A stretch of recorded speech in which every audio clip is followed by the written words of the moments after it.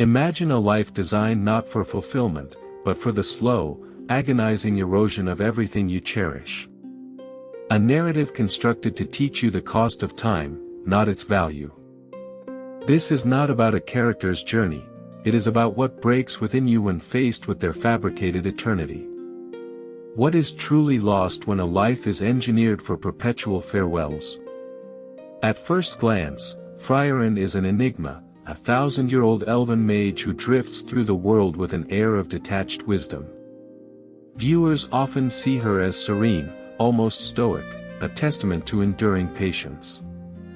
She's the whimsical elf, obsessed with collecting forgotten spells, occasionally making a dry remark.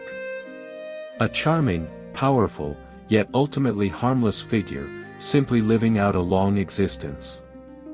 They mistake her quietude for peace, her slowness for thoughtfulness, her powerful magical prowess as a natural byproduct of immense age. This surface interpretation paints Frieren as an unburdened spirit, a sage beyond human trivialities. It's a comforting lie, allowing us to project our own desires for eternal calm onto her. But this perception is a fundamental misreading. Frieren isn't simply an old elf, she is a meticulously designed vessel for examining the brutal mechanics of time and memory. Her seemingly effortless existence hides an intricate pattern of avoidance and reconstruction. The gentle sage is merely a well-maintained facade. This is where it breaks. Frieren's character is engineered. Her long lifespan isn't a natural state presented for observation, it's a narrative device used to isolate. We are shown her detached perspective on human life cycles, not because she's inherently indifferent, but because her narrative purpose demands she embodies profound loss, stretched across millennia. Her stoicism is not a strength, it is a practiced defense. A response to an overwhelming, unending cycle of farewells. She builds emotional distance as a survival mechanism, a subtle but critical element of her engineering. Her expressions are often minimal, almost calculated, forcing the viewer to project understanding onto her rather than receiving it directly. And this is the mistake everyone misses, her obsession with obscure magic isn't a quirky hobby. It's a structured distraction, a continuous project designed to fill the void left by centuries of loss. It gives her purpose, a way to anchor herself in a world that constantly shifts and forgets around her. It's a pursuit of knowledge, yes, but also a strategic retreat from intimacy. Think about your own coping mechanisms. The projects you bury yourself in. The hobbies you pursue to avoid difficult truths or painful emotions. Frieren's magic collection, her endless search for new spells, is a magnified reflection of our own human attempts to fill the silence or delay the inevitable confrontation with loss. What do you use to escape the weight of time? But here's the contradiction, Frieren constantly claims she wants to understand humans better, yet she consistently misses their most fundamental emotional cues. She is ancient, powerful, and supposedly wise, but often displays a startling naivete regarding immediate human feelings. Her silence, often interpreted as profundity, is a deliberate narrative choice to highlight her inability, or perhaps unwillingness, to fully articulate the depths of her own experience. It forces viewers to grapple with the unspoken, the unresolvable. Her understanding is intellectual, not visceral. Her limitations are disguised as strengths. Her longevity allows her to achieve ultimate mastery in magic, but it simultaneously makes fleeting human connections almost impossible to hold on to. Her immense power, a shield against external threats, becomes a barrier to genuine vulnerability. This is the subtle manipulation of her character arc. The designers of Frieren didn't just write a character, they engineered an emotional paradox. She exists to demonstrate the crushing weight of memory when it extends beyond natural human endurance. Every seemingly charming quirk, every quiet pause, serves to reinforce this fundamental design. This is where the true burden lies. Consider how you process your own past. Do you actively seek to understand it, or do you, like Frieren initially, push it aside, only to revisit it when compelled by external circumstances? Her journey of re-engagement with Himmel's legacy forces us to confront our own relationship with what we've lost, or what we've chosen to forget. This pattern connects to a primal human fear, the fear of insignificance. The terror that our lives, our efforts, our very being, will simply fade. Frieren, by witnessing countless lives pass into oblivion, embodies this fear. Her initial detachment is a refusal to confront it, until Himmel's death forces her hand. She fears being forgotten, yes, but more acutely, she fears forgetting.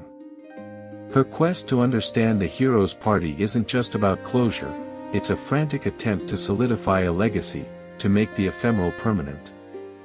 She's not just traveling to see things, she's traveling to perform a ritual of remembrance, an act of defiance against time's erasure.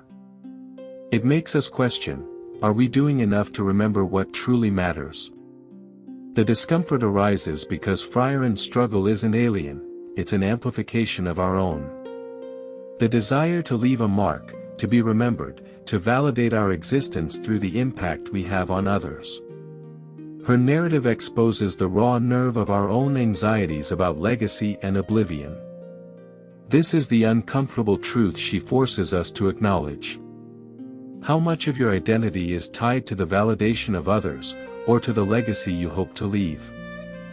Frieren's late-game realization that even a small, seemingly insignificant memory of a human companion holds immense value speaks to our innate need for connection and acknowledgement. You carry the echoes of those who shaped you, whether you realize it or not. So, Frieren is not merely an elf who lives long, she is a meticulously crafted examination of what it means to carry the burden of existence beyond its natural bounds. Her journey is less about physical distance and more about emotional reckoning. She's learning to feel the weight of each moment, each connection, each farewell. She is designed to teach us that memory isn't a passive archive but an active, ongoing construction. Her quest to understand others is, in truth, a quest to understand herself, to reconstruct the meaning of her own interminable life through the lens of those who lived fleetingly but profoundly. Frieren's legacy isn't her magic, or her triumphs. It's the painful, beautiful accumulation of fleeting moments she finally allows herself to hold. What truly defines a life, if not the echoes it leaves, and the willingness to finally listen to them? This willingness, however, comes at an immeasurable cost for someone like Frieren.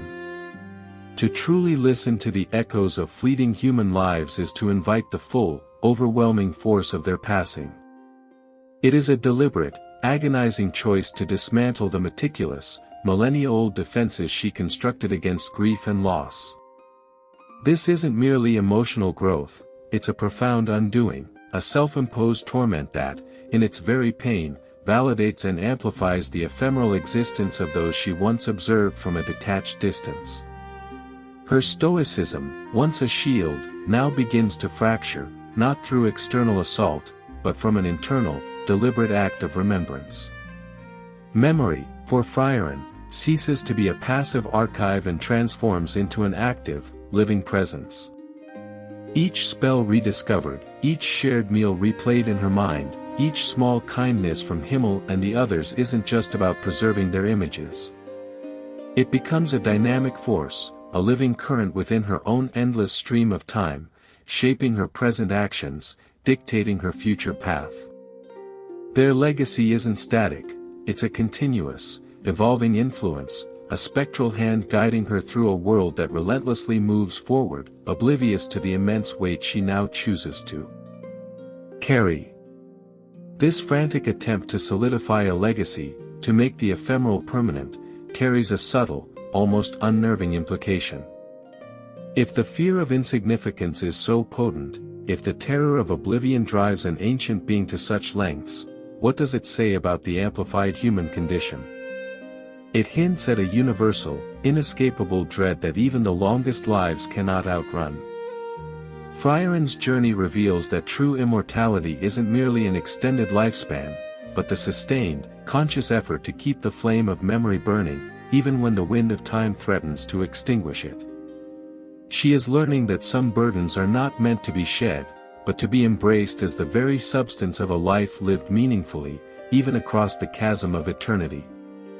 Her quest is to prove that even in the vastness of time, nothing truly disappears, as long as one is willing to bear the beautiful, agonizing weight of its echo.